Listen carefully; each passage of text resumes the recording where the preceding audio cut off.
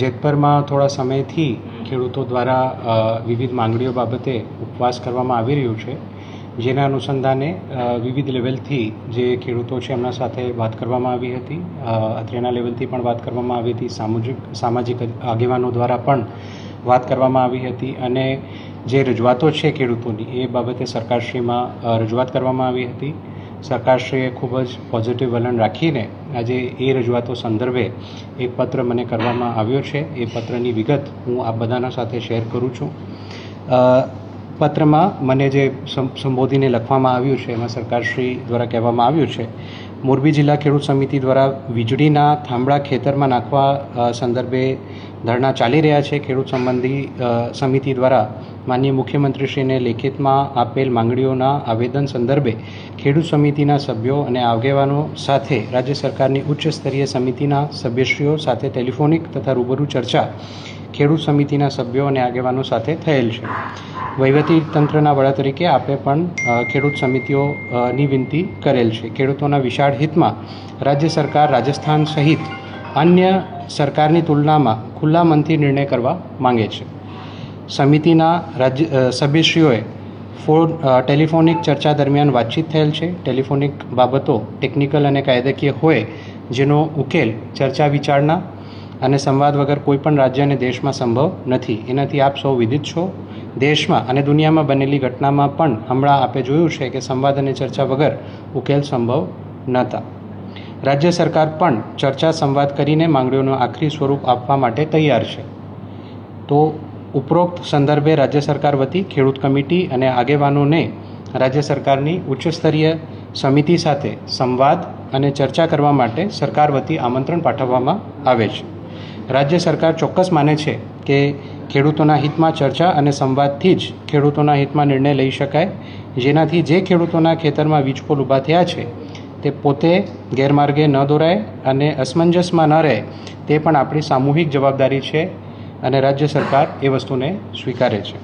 ખેડૂતોના કોઈપણ જાતનો પ્રશ્ન માટે ધરણા કે અન્ય બાબતમાં પરેશાની ન ભોગવવી પડે તે હેતુથી ખેડૂત સમિતિના સભ્યોને રાજ્ય સરકારની લાગણી અને ચર્ચા માટે બોલાવવા રાજ્ય સરકાર વતી આમંત્રણ પાઠવવા વિનંતી છે. તો આપ તમામ જે ખેડૂત મિત્રો છે એમને પણ હું રાજ્ય સરકાર શ્રી વતી આ જે આપની તમામ માંગણીઓ છે એના માટે ચર્ચા માટે આમંત્રિત કરું છું અને સરકારશ્રી આ તમામ મુદ્દાઓ બાબતે પોઝિટિવ છે એ બાબતમાં આ પત્રમાં પણ ઉલ્લેખ કર્યું છે. રાજસ્થાન સરકાર અને અન્ય સરકારોના પણ જે વિવિધ જીઆર છે આનું પણ ઉલ્લેખ સરકારશ્રીના આ પત્રમાં કરવામાં આવ્યું છે. તો સરકારશ્રી એક સ્ટેપ આગળ વધીને તમામ ખેડૂતો સાથે વાત કરવા માટે તૈયાર છે. તમામ ખેડૂત મિત્રોને પણ મારી સરકારશ્રી વતી વિનંતી છે, આગ્રહ છે કે આપ લોકો પણ એક સ્ટેપ ભરો અને અહીંયા આવીને સરકારશ્રી સાથે સંવાદ કરો અને જે આપની માંગણીઓ છે ટૂંક સમયમાં એનું નિકાલ આવે એના માટે સરકારશ્રી પૂરતા પ્રયત્નો કરશે. કઈ તારીખે બોલવામાં આવે છે? અહીંયા બોલવામાં આવે છે, ગાંધીનગર બોલવામાં? એમાં ચોક્કસથી જે એમની માંગણીઓ છે એના માટે સમય અમે નક્કી કરીશું અને રાજ્ય સરકારશ્રી સાથે જરૂર જણાય તો અહીંયા અથવા ગાંધીનગરમાં જે વાતચીત છે એનું આયોજન કરવામાં આવશે. 6 મુદ્દાને લઈને કોઈ માંગણી કરવામાં આવી હતી. મુદ્દામાંથી કયા મુદ્દા સ્વીકારે છે એવું કોઈ માહિતી હતી? બિલકુલ, એનું જે નિકાલ છે એ વાતચીત અને ચર્ચા કરીને જ આવી શકે છે, પરંતુ તમામ મુદ્દાઓનું ઉલ્લેખ આ પત્રમાં આવી ગયું છે કે આ તમામ મુદ્દાઓ બાબતે સરકાર વિચારણા કરવા માંગે છે. બિલકુલ, એ જે ખેડૂતો નું પણ સમય અમે જાણીશું અને સરકારશ્રીનું પણ સમય અમે જાણીશું અને જે પરસ્પર સહમતિનો સમય હોય એ સમયમાં ચર્ચા કરવા માટે સરકારશ્રી તૈયાર છે. આ માટે વહીવટી ટીમ ખેડૂતો પાસે જઈ છે કેવી રીતે ટાઈમ માટે? બિલકુલ, જે આજે પત્ર મેં આપના સામે રજૂ કર્યું એ પત્ર અમારા પ્રતિનિધિ તરીકે એસડીએમ શ્રી મોરબી હાલ જઈને એ પત્ર તમામ ખેડૂતોને મારા વતી આપવાના છે અને એમને આમંત્રિત પણ આ જે ચર્ચા છે એને માટે કરવાના છે. કેટલા દિવસમાં નિકાલ આવી શકે?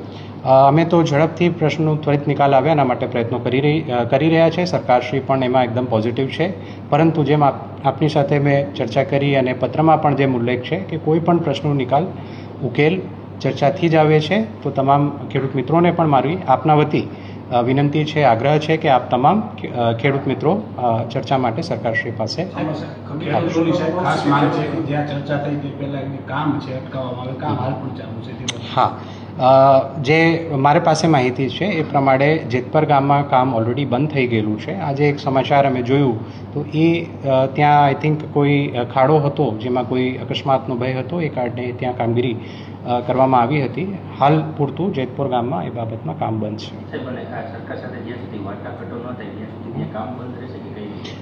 હાલના સંજોગોમાં તો કામ બંધ છે એટલું હું કહી શકું છું, પરંતુ ત્વરિત ચર્ચા થાય, ત્વરિત નિકાલ થાય અને ફરીથી બિકોઝ આ તમામ કામો જે છે એ દેશના વિકાસ માટે, ગુજરાતના વિકાસ માટે છે, એ પણ આપણે બધાએ સમજવાની જરૂર છે અને એને અટકાવવું કોઈ એનું સોલ્યુશન નથી.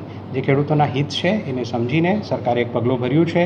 તમામ ખેડૂતો પણ આમાં અમારી સાથે આવે અને પ્રશ્નનો નિકાલ કરે એવી આ બધા વતી મારી ખેડૂત મિત્રોને પણ વિનંતી છે. કંપનીને આ બાબતે કોઈ સૂચના આપવામાં આવી છે? જે પણ કંપની દ્વારા કાર્યવાહી કે વળતર કે તમામ વસ્તુઓ કરવામાં આવે છે રાજ્ય સરકારશ્રીની સૂચનાઓ અને એના વિવિધ પરિપત્રો GR પ્રમાણે કરવામાં આવે છે. તો જે પણ આ ચર્ચાના અંતે ફાઇનલ કરવામાં આવશે સૂચનો, એના આધારે કામ કરવા માટે કંપની પણ બંધાયેલી છે અને એ પ્રમાણે જ કામગીરી કરવામાં આવશે.